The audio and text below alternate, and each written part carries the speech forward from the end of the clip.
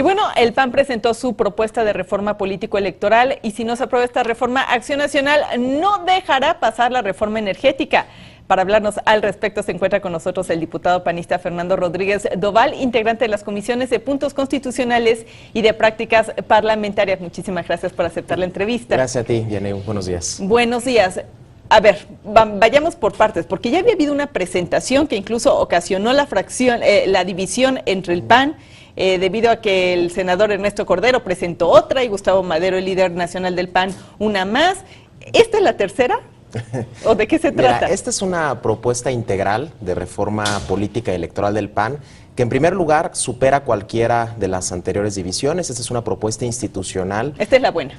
Así es, Okay, en la que nos hemos sumado los 114 diputados federales, los 38 senadores, los 5 gobernadores, el Comité Ejecutivo Nacional. Entonces es una reforma de entrada que unifica, que cohesiona al partido y además una reforma que incluye ciertamente otras que ya se habían presentado en un solo paquete de reformas, en un catálogo de propuestas muy importantes para que este país pueda tener una mejor democracia y un mejor sistema político. Entonces esta es la reforma de la Unión que presentaron ayer, pero con un cierto candado que le dicen no va a pasar la reforma energética si no nos aprueban esta. ¿Por qué? Por dos motivos. Primero, porque es un acuerdo ya firmado en el Pacto por México, ya se comprometió el presidente de la República, ya se comprometieron los tres principales partidos de que antes de entrar en las discusiones económicas tendríamos que abordar las discusiones políticas. Y la segunda razón es porque nosotros consideramos que no podemos tener una economía del siglo XXI con una política del siglo XX. No podemos tener una economía aparentemente desarrollada con una política subdesarrollada. Entonces, tienen que ir de la mano ambas reformas y por eso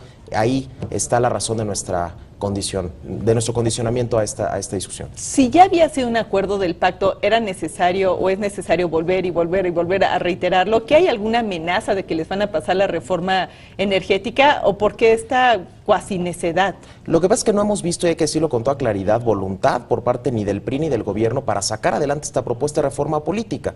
En su más reciente informe de gobierno, el 1 de septiembre, el presidente de la República no dijo ni una sola palabra respecto a la necesidad de que en México abordemos una reforma política y electoral integral. Entonces nosotros sí queremos poner el tema en la agenda, nos parece una prioridad, entiendo que en el caso del PRD piensan lo mismo y por lo tanto es un tema que se tiene que abordar porque además, como te digo, ya hay un compromiso previo y además este país necesita tener mejores instituciones y una mejor democracia. ¿Y se pusieron de acuerdo en el día para que los dos partidos, el PRD y el PAN, presentaran la reforma político-electoral? Mira, con el PRD en este tema hemos caminado de la mano, tenemos muchas coincidencias. ¿Y por qué no presentaron una sola entonces? No, lo que pasa es que como partido cada uno quiere dejar clara cuál es su propuesta, pero hay muchas coincidencias, como se puede ver. Está el caso del Instituto Nacional Electoral, está el caso de la segunda vuelta, está el caso de la reelección, está el caso también de poner orden en la propaganda gubernamental, de poner orden en las campañas de una ley general de partidos, de la autonomía del Ministerio Público. Es decir, hay una plena coincidencia en la mayor parte de los temas con el PRD y que esperemos que, bueno, pues también el PRI se pueda sumar, porque además muchos de estos temas, hay que decirlo, ya están incluidos también en el Pacto por México, son temas que ya se firmaron desde el 2 de diciembre del año pasado, por eso no entendemos por qué el PRI y el gobierno pues no le quieren entrar a esta discusión. ¿Tienen miedo de que les den madruguete?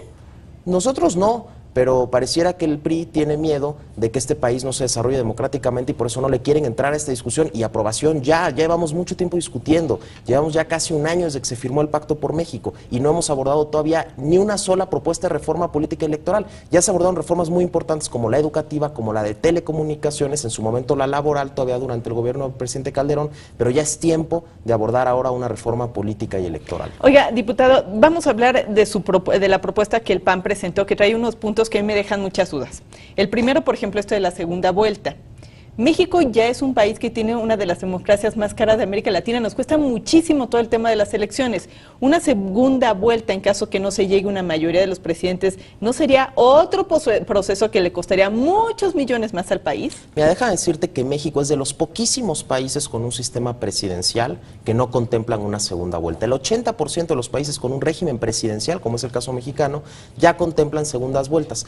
¿Cuáles son las ventajas de la segunda vuelta? Por un lado, otorga mayor legitimidad tener al triunfador presente, porque hace que las diferencias de votación no sean tan apretadas, no tenga una mayoría en su contra como ha ocurrido con los últimos 4 presidentes de este país. En segundo lugar, favorece también posturas más moderadas durante la propia campaña. ¿Por qué? Porque los candidatos que pasen a la segunda vuelta van a tener que obtener el apoyo de los que quedaron en tercero, cuarto o quinto lugar. Eso hace que desde la misma campaña presidencial, para la primera vuelta, digamos, se eviten situaciones de polarización o de denigración a los demás. O sea, que vamos a suponer que en este caso, si hubiera habido una segunda vuelta en la administración, en las elecciones pasadas, se hubiera podido unir el PRI y el PRD y el PAN para darle la vuelta a las elecciones y que no ganara Enrique Peña Nieto. Bueno, hubiera sido una posibilidad, o pudieran haber habido otras combinaciones. Eso también tendría que ver, y esa es otra de las ventajas, mucho más caro de los acuerdos legislativos que se pueden construir en una segunda vuelta, que eso nos da también después gobernabilidad para el presidente electo. Puede subir los costos, pero nosotros estamos proponiendo otras medidas para disminuirlos. Por ejemplo, la creación de un Instituto Nacional Electoral que elimine los 32 institutos electorales locales también va a suponer un ahorro muy importante de recursos para el Estado mexicano. Hoy tenemos una democracia, como bien decías, que es de las más caras de México. Con nuestra propuesta también queremos centrarle a ese tema de la eliminación de recursos. A ver, el IFE últimamente ha tenido muy poca credibilidad o ha sido muy cuestionado. Crear un solo instituto no sería centrar todas las baterías de críticas en contra. ¿Cómo lo van a blindar? Mira, como bien dices, el IFE ha perdido cierta credibilidad. Bueno, no te quiero platicar la nula credibilidad que tienen los institutos electorales locales. En la gran mayoría de los casos, y lo quiero decir con toda claridad y con toda responsabilidad, son órganos que dependen de los gobiernos estatales, son apéndices de los gobernadores, donde ponen a sus amigos, a sus incondicionales y hasta a sus compadres para que operen a favor de sus partidos. Esto lo hemos visto en prácticamente todo el país, lo vimos el pasado mes de julio, claramente. Al tener una sola autoridad electoral nacional que va a estar más sujeta al escrutinio público, con reglas más claras, vamos a poder tener una mucho mayor transparencia y un mucho mayor seguimiento a lo que esta autoridad electoral esté haciendo. El IFE hoy en día ya llega a todos los municipios del país. En el último proceso electoral únicamente el IFE 2 casillas no pudo instalar. En cambio, en muchos procesos electorales locales vemos que hay muchos errores por parte de los institutos. Antes de que se nos vaya, usted hablaba de transparencia.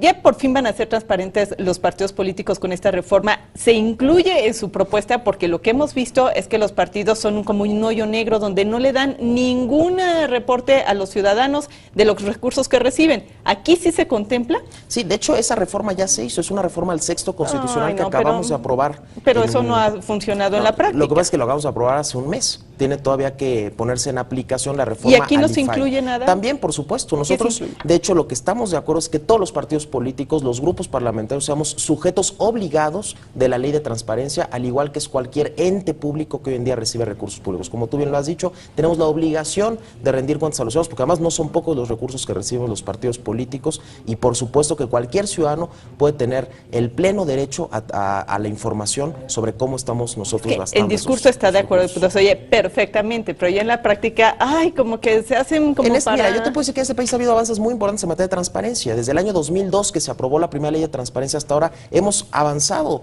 muchos tramos muy largos. Hay que seguir avanzando, hay que seguir consolidando, y en el tema político electoral también. Por estar con nosotros el diputado Fernando Rodríguez Doval. Él es diputado del PAN e integrante de las comisiones de puntos constitucionales y de prácticas parlamentarias. Muchísimas gracias. Gracias a ti, gracias a ustedes. Buenas noches.